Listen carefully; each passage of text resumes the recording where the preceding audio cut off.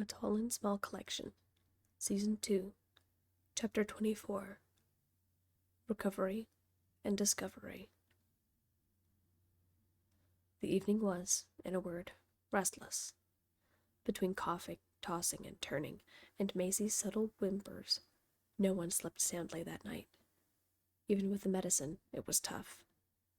Soren stayed close to his daughter, keeping his arm wrapped around her as she slept, even though Soren didn't get a lot of rest. He helped give Maisie water when he was awake, and Ashlyn stepped in from time to time to make sure Maisie stayed comfortable. The next morning, everyone took an accidental nap while watching a cartoon on Ashlyn's laptop. Thankfully, she didn't seem to be experiencing any symptoms of being sick. She continued to provide what she called bone broth, chicken barley soup, and a reassuring attitude, smiling the whole time. The next day was the same, restless and rough. Soren coughed a few times, earning him a dose of medicine with the rest of them. They spent time watching movies and snuggling either on the bedside table or on the massive bed with Ashlyn.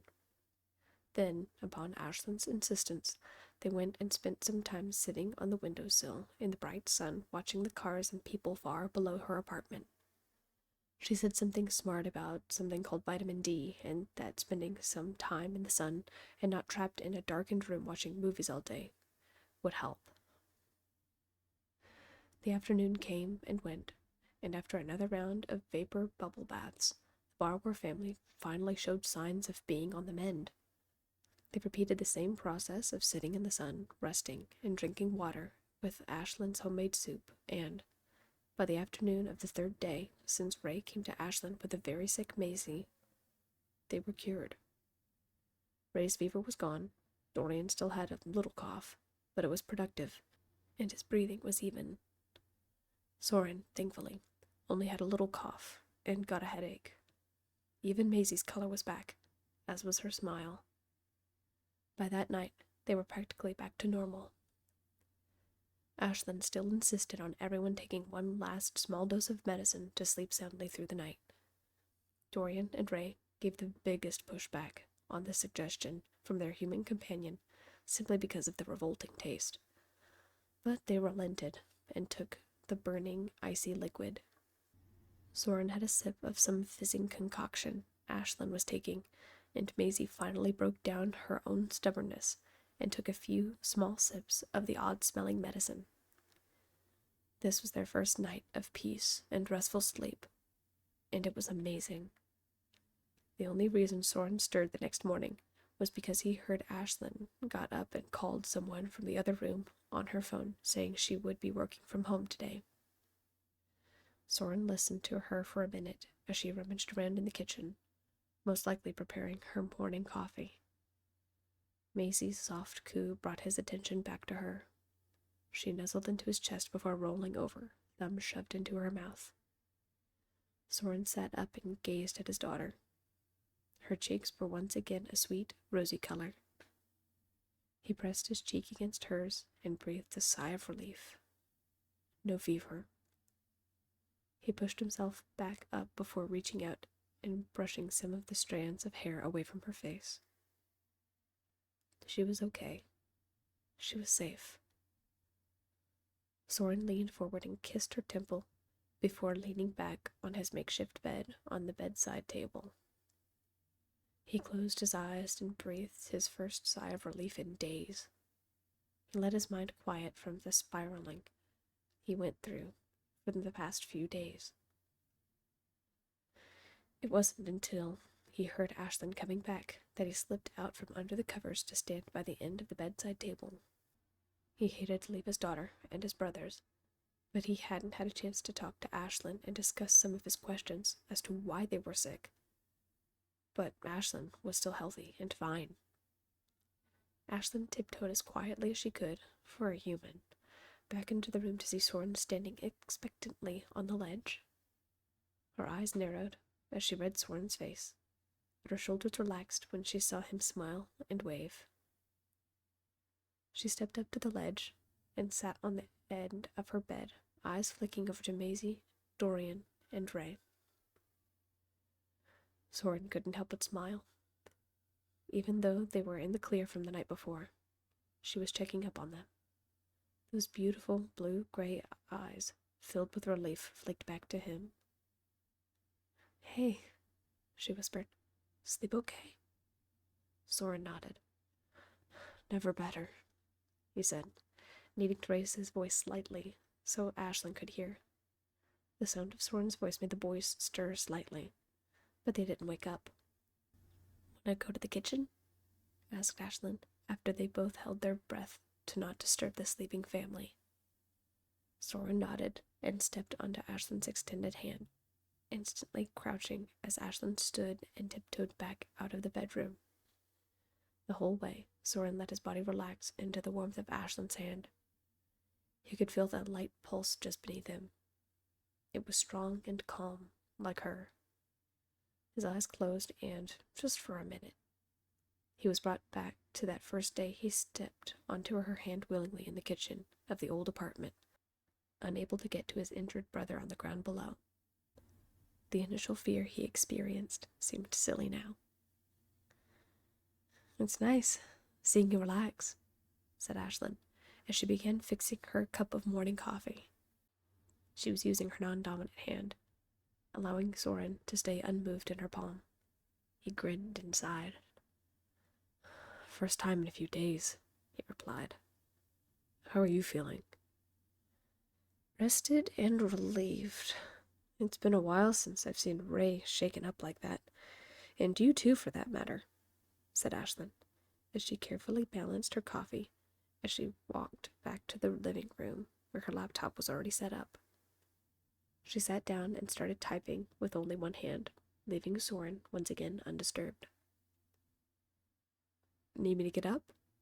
he asked as he pushed himself up onto his elbow, to which Ashlyn shook her head in response. "No, you're fine. I just need to respond to this email and do some reading." Soren nodded and lay back again to watch her work. After a minute, she coughed and hit the send button before taking a sip of coffee. "You okay? Don't tell me we got you sick," said Soren as he sat up, feeling a quick wave of worry. Ashlyn shook her head. "No," she chuckled slightly. "Just breathing wrong. I really do feel fine. Thanks for checking up, though." Soren sighed in relief again, making Ashlyn curious. "You sure you're okay? That's the third sigh, if my count is right." "Yeah," Soren shrugged. "I'm just trying to figure out why we all got sick, and you're fine." Ashlyn smirked and flexed her hand, jostling Soren teasingly. "You sound bitter that I didn't get sick," she said, exaggerating it, so it was obvious she was joking. "No, that's not it. Sorry, I didn't mean for it to sound like that," apologized Soren. "I'm just trying to figure out the connection." "Well, walk me through it. What are you thinking?" prompted Ashlyn as she shoved her laptop out of the way and returned her focus to him. Soren scratched his head and tried to organize his thoughts. "Okay, here's my thought. There were a few borrowers coughing in the community, but nothing as severe as what we just went through. Maybe things have changed, I don't know. If others aren't sick like us, that means that whatever is making us sick is close to home. The other bit is that if it's close to home, you ought to be sick too," said Soren. "So you're saying there might be something in the walls making all of you sick and not bothering humans because we're not coming into contact with it?" asked Ashlyn. "That's what's weird," said Soren as he folded his arms across his chest. "You're not sick, but we are. I have a hard time believing it is borrower specific, so even if you're not sick, someone else might be," replied Soren. "You think it's affecting humans other than me?" asked Ashlyn. "I mean, possibly. Or it's just something you all are exposed to for a prolonged amount of time that we don't get to experience every day." But that should be everything, sighed Soren. We all technically live together, so we technically should all be sick. But there's something we get exposed to that's not getting to other humans. At least not you. Well, I mean, I could ask around and see if anyone else is sick. I could say I've had a cough or something along those lines and see what comes up, suggested Ashlyn. That could work, agreed Soren. But I'm not convinced. I mean, you talk to your neighbors from time to time. They would have said something, right? Maybe, said Ashlyn. Still, no harm in asking. Soren laid backward so his spine curled with a natural curve of Ashlyn's fingers. There was something missing. Ashlyn felt just as frustrated as Soren did. What was making his family sick? Was she getting ready to get sick with what they had? More importantly, what did they all have in common but only borrowers would have prolonged access to? Soren's eyes drifted from the ceiling to the side of the couch where Ray had been working on a new contraption to help them get onto the couch without having to climb. It was essentially a kind of lever system that was supposed to raise and lower a platform like an elevator. Then, after a fraction of a moment of staring at this device, both Ashlyn and Soren came to the same conclusion at the same time. The elevators, they said together. It makes sense, said Ashlyn. We've all been by the elevator shaft on the inside, but we're the ones who live near it. Something that's connected to that elevator shaft has got to be where we got it, said Soren. Plus, added Ashlyn, it would affect some humans but not others. Anyone who lives near the elevators may be feeling poorly. But where did it come from? I mean, is the whole community getting sick? Is it something we kept specifically? Or is it all through the community? What's causing it? Wondered Soren. That might be for another day. Right now, you and the family are recuperating, insisted Ashlyn. You stay with the boys and Maisie while I ask around. When I get back, I may have a better idea of where to look. I just know we both can't look at the same time. Soren folded his arms, but had to admit she had a point. They both couldn't be gone at the same time. He just hated the idea of being there when they all woke up, and then having to leave them now that they were well. At least let me go first. I'll be quick and be honest. How many humans are awake now for you to talk to? Prompted Soren. Ashlyn gave him a reluctant look. She obviously wanted to poke around first, but Soren followed up with his argument. Just a quick look. Borrowers are naturally early risers. Also, same goes for you. Maybe I find something that helps you. Ashlyn sighed and conceded. As long as you're back quickly and safely, said Ashlyn. Soren nodded and smiled. Always. With that, Ashlyn walked them over to the wall and let Soren jump off before retrieving her laptop and returning to her bed to watch over the others. As she did, she saw both Maisie and Ray stir ever so subtly. As tenderly as she could, she reached out with her index finger and stroked their backs. Shh, it's okay, Bobbins. Don't worry. He'll be back soon, soothed Ashlyn. Ray curled into Ashlyn's touch, arching his back like a sleeping kitten, while Maisie turned and held onto the tip of Ashlyn's finger, her chunky fingers grasping the finger that was practically her size. He'd be back soon. Soren, in the meantime, quickly gathered his supplies for a quick run and balanced precariously along the beams leading to the main chamber by the elevator shaft. It had been a few days since he'd been back, and something felt different about the air around them. The eldest borrower brother had every intention of getting back quickly, so he wouldn't alarm his brothers or Maisie with his absence, especially since they were all on the mend from being sick. As he walked, his mind kept wandering back to the past few days with Ashlyn. Everything felt natural. It felt right. Was it because he wasn't the only one who his brothers could look to for answers? Or was it something else? He had to admit that sitting there with Ashlyn, feeling the warmth of her skin against his, made his chest swell with emotion.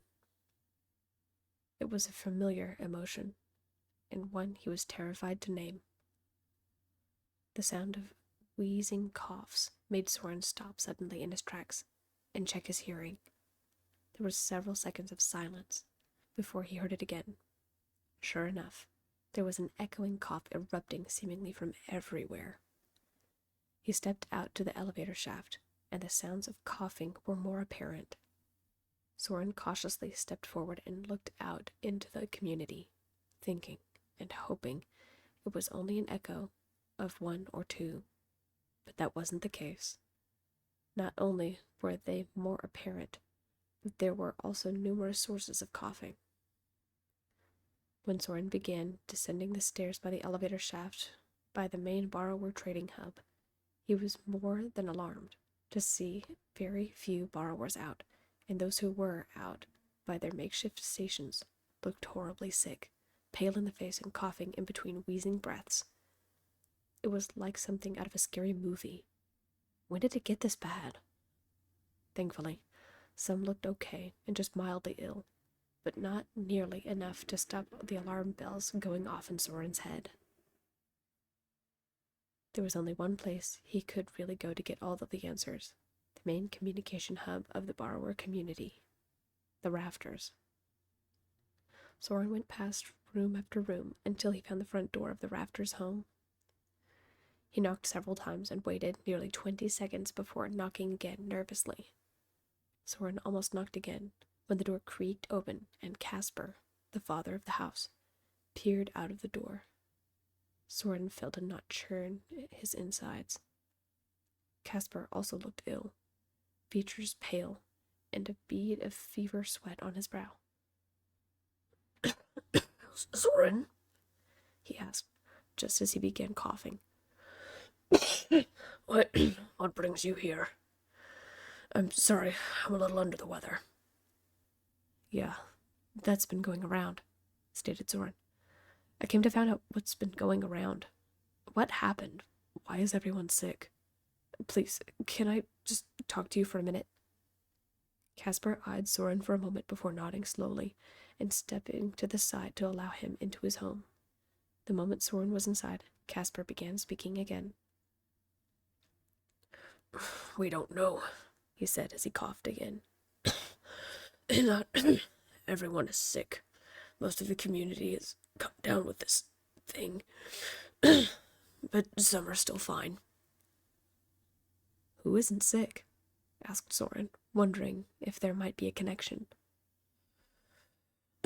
"My son, Hero, is still healthy and well. Atlas has a cough, but he's mostly well. He's out borrowing at the moment. There are a few others on the lower floors who are doing all right," Casper stated. Soren glanced around and noted that the other kids and Casper's wife were not in the kitchen. He decided to press his luck. "So, Prim and the others?" asked Soren. Casper's entire demeanor shifted, his features steel. For a moment, Soren suspected the worst when Casper spoke again. "They're not doing well. Atlas went out to try and find something to make them feel better," he said stiffly. At this point, Casper stared at Soren suspiciously. "Why aren't you sick?" "We were, but Ashlyn..." Soren saw Casper stiffen at the mention of her name. "She helped us get better." He knew his family was beyond fortunate to have Ashlyn in their lives, but it had never been so pronounced as in this very moment, as his family was practically recovered while the rest of the community suffered.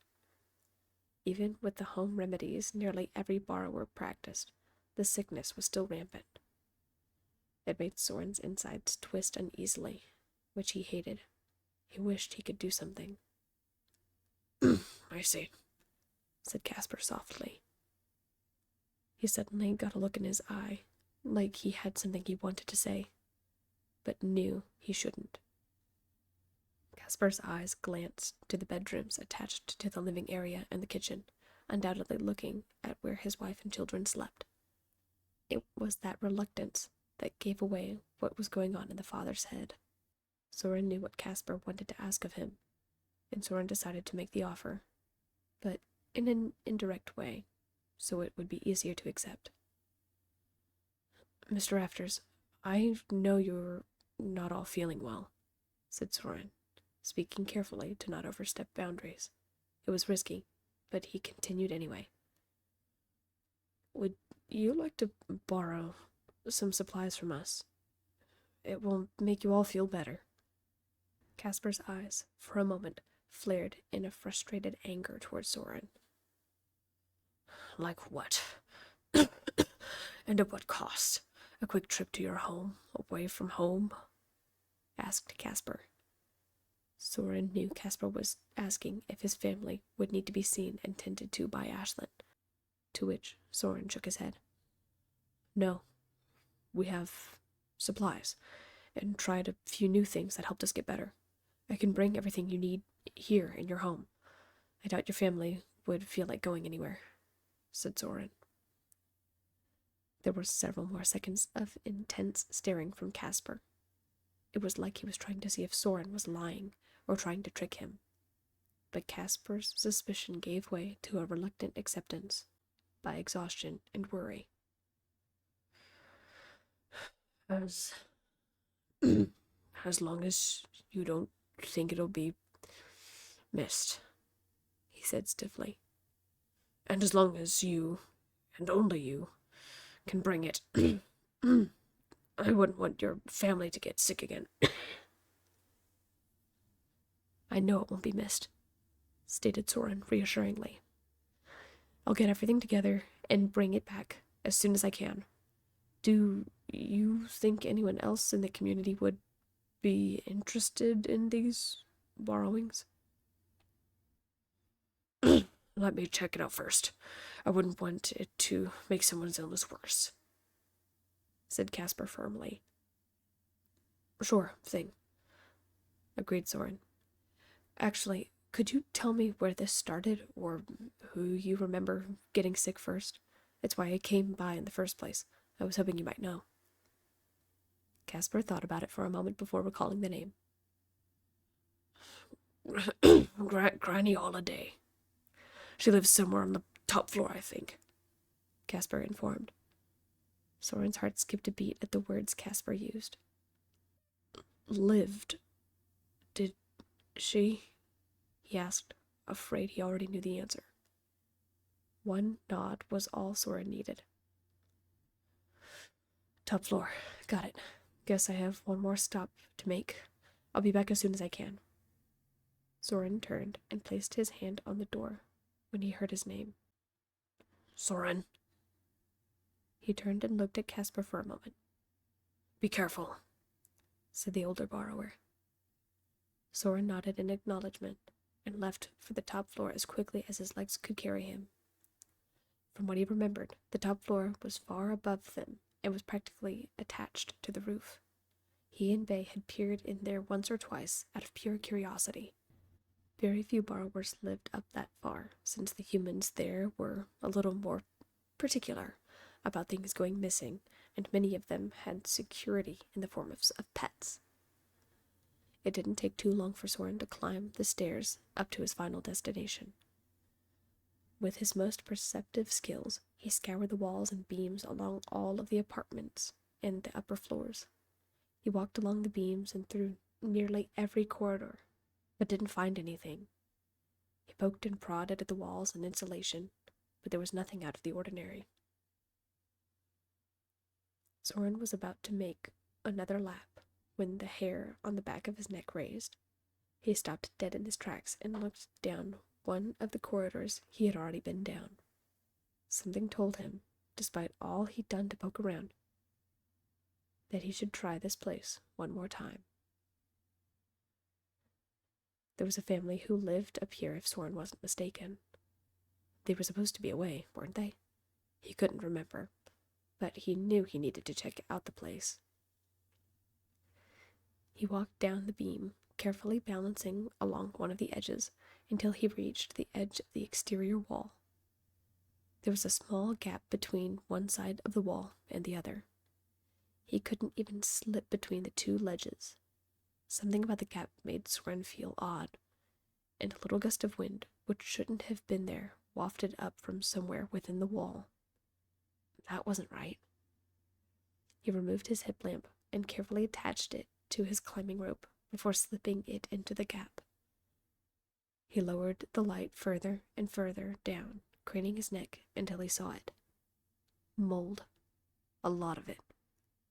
It coated the walls and beams all along the edges of the walls. Soren nearly dropped his light, he was so astonished at what he saw. How long had this been going on? What caused it? Soren hurriedly pulled up the rope as he thought about the humans' rooms down below. There was a corner of the human apartment that had windows. This was above one of the kids' rooms, right? Soren had to know. He ran to the nearest access point and slipped down the line to the nearest electrical outlet. When he peered out, he saw that the windows were open, and there was mold growing on the windowsill. The rain. There were heavy storms not too long ago. The rain must have soaked into the walls and festered there. Not only that, but this room was just below the air ducts and the air coolant system for the elevators. This was bad. Soren hurried back into the walls and jogged all the way back home. Cleaning this would take weeks on their own. Plus, the humans probably only saw the speck of mold on the window and simply wiped it away.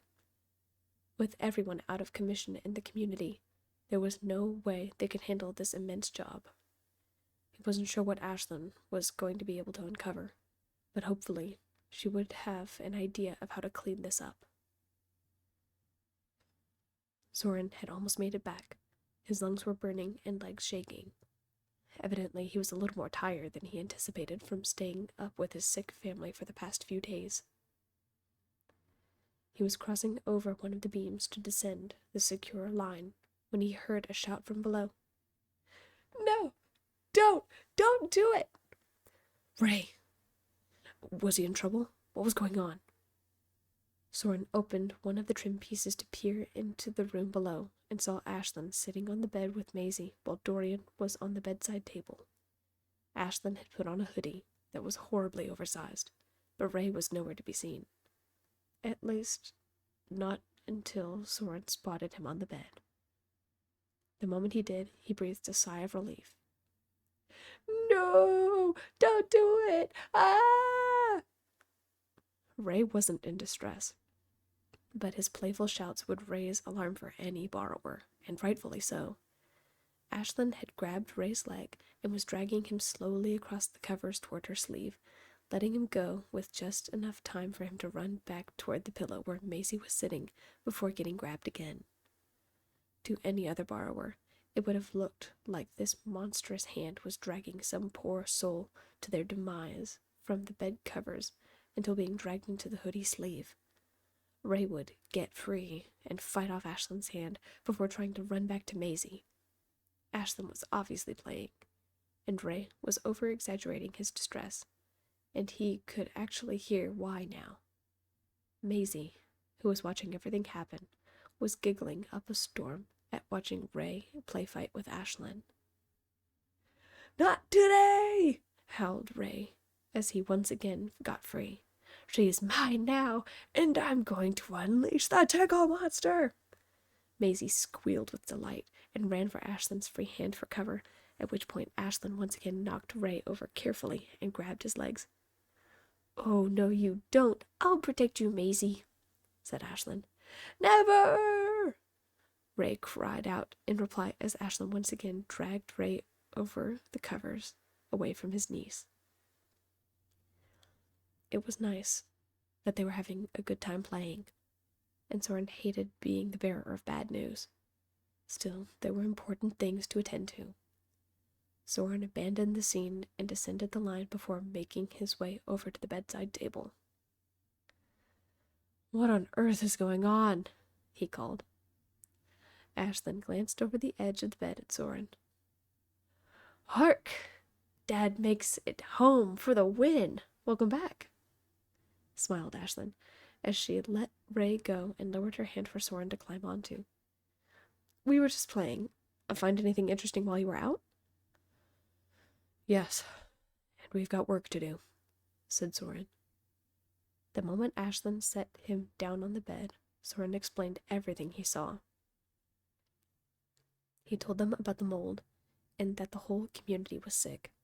He explained that Casper, the head of the Rafters family, had actually dared to accept help, and he thought they should oblige. It would certainly be a good gesture, and is more than a sign of trust.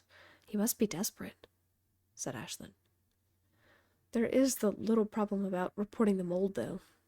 I'm obviously going to be questioned about how I knew about the mold, and if cleaners come, they're going to have to get into the walls. It's going to cause a lot of panic. If we help everyone get better, maybe they'll be open to the idea of hiding out somewhere for the time being. We're capable of hiding and making ourselves scarce. First things first, I'm going to need to borrow some of that broth and the medicine you used, said Soren. This could be a good thing. If people know they can trust you and trust us, maybe they'll be more receptive. At any rate, we have to do something. You don't think they'll be scared? Asked Ashlyn. Oh, for sure.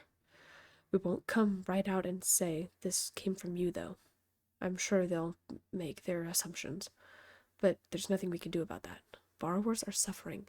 Some even didn't make it through the sickness. I'm not going to sit around and do nothing, said Soren.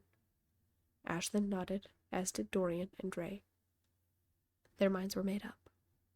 Later that day, after some shopping and prep work, Ashlyn helped place easy-to-transport plastic bottles of broth and medicine into the ceiling crawl space near the elevator shaft where Soren and the boys were able to drag it to the community. They continued this over the next few days, distributing broth and medicine to the community, and, like magic, everyone began seeing a drastic recovery rate. It was then that Soren had a long talk with the Rafters about the mold, and Ashlyn needing to report it. They didn't like the idea, but didn't want the sickness to persist. They agreed to help spread the word that they caught wind of a human calling someone about mold in the walls, and that they would need to evacuate certain areas and steer clear of others. Soren and his brothers were praised for their work, but not all was well. All the while, there were a few borrowers who were suspicious of where these borrowed materials came from. They were suspicious of the three brothers. A few evenings later, when the brothers and Ashlyn were eating dinner and talking, Ashlyn could have sworn that one of the trim pieces wasn't put back quite right.